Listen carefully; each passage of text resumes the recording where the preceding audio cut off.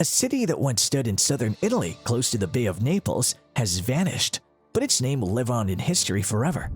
Even after centuries of excavation, the ancient Roman city of Pompeii continues to provide archaeological treasures. Researchers in the field of archaeology have hit the jackpot once again. They discovered a sealed-off chamber that contained some strange artifacts. So what exactly are these findings? Stay tuned to discover out. When learning about European culture, Pompeii is often cited as an essential city. In 79 AD, a raging volcano named Mount Vesuvius destroyed and buried the city of Pompeii. City ruins can be seen in Italy's modern-day Bay of Naples. More than 3 million people now live within a radius of 10 kilometers of Mount Vesuvius, which is still considered an active volcano. Pompeii was a thriving Roman city before the explosion. The Ossai people of central Italy probably constructed it in the 7th or 6th century BC, and its brief existence was marked by many interesting events. Before becoming a Roman colony in 80 BC, the city fell under the hands of a series of conquerors, including the Greeks, the Etruscans, and the Samnites. Due to its closeness to the Mediterranean basin and Roman-built roadways, the town played a significant role in trade and commerce when under Roman administration. Mount Vesuvius, a volcano in the area, contributed to the area's fertile soil. The city's heyday coincided with this period. In particular, the Pompeians achieved strides in the fields of arts and architecture, with notable buildings including an amphitheater and an aqueduct. Before the disaster, the city had a population of 15,000 and was home to a forum, food markets, temples, restaurants, baths, and more. In the weeks leading up to the eruption of Mount Vesuvius in late August of AD 79, Pompeii was shaken by a series of smaller tremors. Minor tremors from the volcano were nothing new for the city residents, so many of them did not feel frightened. But after many days of tremors, the volcano erupted abruptly, producing swift pyroclastic flows that blanketed the city in ash and lapilli, or fragments of pumice stone. With its vast ash cloud, the eruption of Mount Vesuvius in 79 CE covered everything and everyone in its path, resulting in the deaths of over 2,000 people and the complete cessation of all activity in the city of Pompeii. Herculaneum, Oplontis, and Stabae were also buried by the ash and lava from Mount Vesuvius eruption, along with the more famous city of Pompeii. As a further contrast to Pompeii, the ash that coated Herculaneum was carbonized, saving not only the food and other organic materials, but also the wood of roofs, beds, and doors. Pompeii was forgotten for generations, although an Italian builder stumbled upon some of Pompeii's frescoes in the 16th century. The city wasn't fully excavated until 1748. During the course of these digs, researchers discovered the ruins' astounding level of preservation, with entire houses, items, and even, incredibly, uncooked loaves of bread in an oven kept untouched.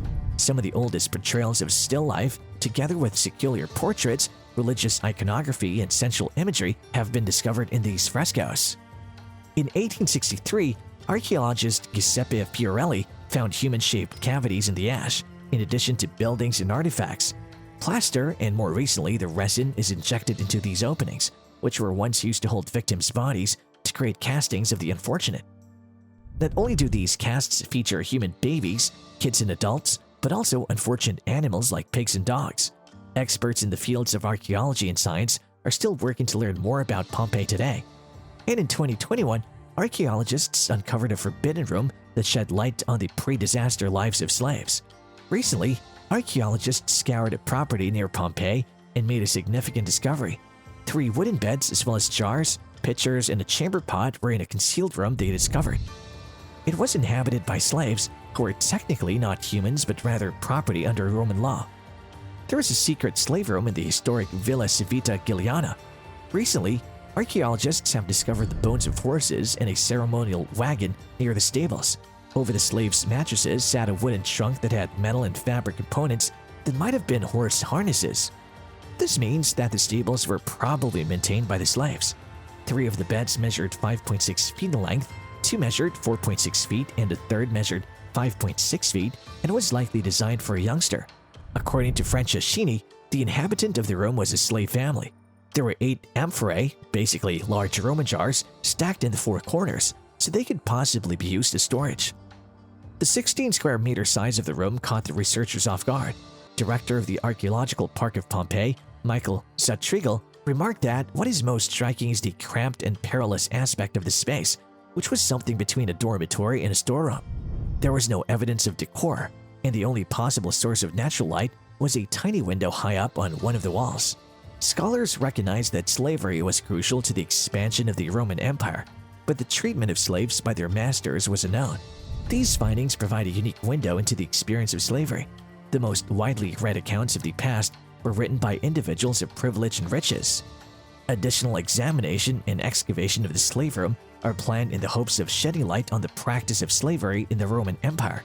Without the existence of large artifacts, it is probably one of the most exciting finds during my life as an archaeologist, such Riegel remarked. This room is a rare testament to the lives of the most marginalized people of ancient society, and that is the actual treasure here. Multiple artifacts, including a chariot used in a ceremonial context and the skeletal remains of 3 horses that were harnessed to it, have been uncovered since excavations of the Civita Giliana villa site began in 2017. On May 1st, the 3 frescoes that had been stolen from the villa in 2012 were returned to the archaeological site. The 2 victims of Vesuvius who were discovered in the villa last November had their casts made. Some speculate that the 2 men who were found lying close together survived the initial phase of the eruption when the city was covered in volcanic ash and pumice, but were killed by a second blast the following day. Multiple compressed vertebrae prompted experts to conclude that the younger man, who was most likely between the ages of 18 and 25, had either worked as manual labor or been a slave. The elder man, who looked to be between 30 and 40 years old, wore a tunic and had a more robust bone structure, especially in his chest. There was a corridor in the villa where they were discovered lying. Then a tomb was discovered in the necropolis of Porto Sarno, one of the main gateways into Pompeii, containing the partially mummified remains, including hair and bones of a former slave who advanced through the social ranks. The tomb was likely constructed in the decade leading up to the city's destruction by Mount Vesuvius. Herculaneum, an old Roman town a few miles north of Pompeii, recently made headlines when the partially mangled remains of a man buried by the eruption were discovered on what would have been the beach. The man, estimated to have been between the ages of 40 and 45, was killed by the eruption just feet from the water, according to archaeologists. When it comes to archaeological sites, Pompeii as a site is the longest constantly explored site in the world, according to Stephen Ellis, co-director of the Pompeii Archaeological Research Project Porta Stabia. He teaches classics at the University of Cincinnati. As a result, the findings at Pompeii show that every stage in the growth in the science of archaeology was tested out in Pompeii with varying degrees of success. Studies of both public structures and luxurious mansions are common. Ellis and his group, however, were curious about working-class lifestyles. A new section of the city was uncovered in this way.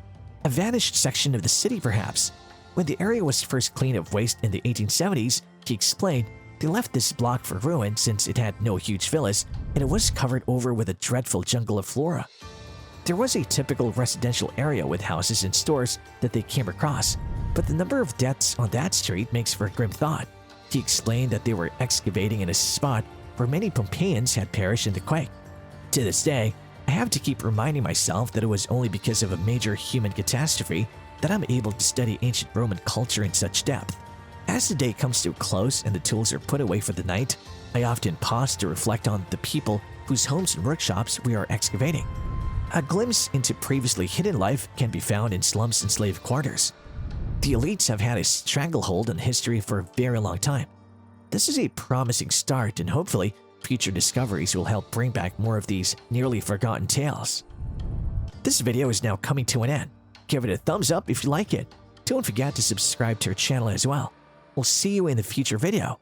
Until then, good luck.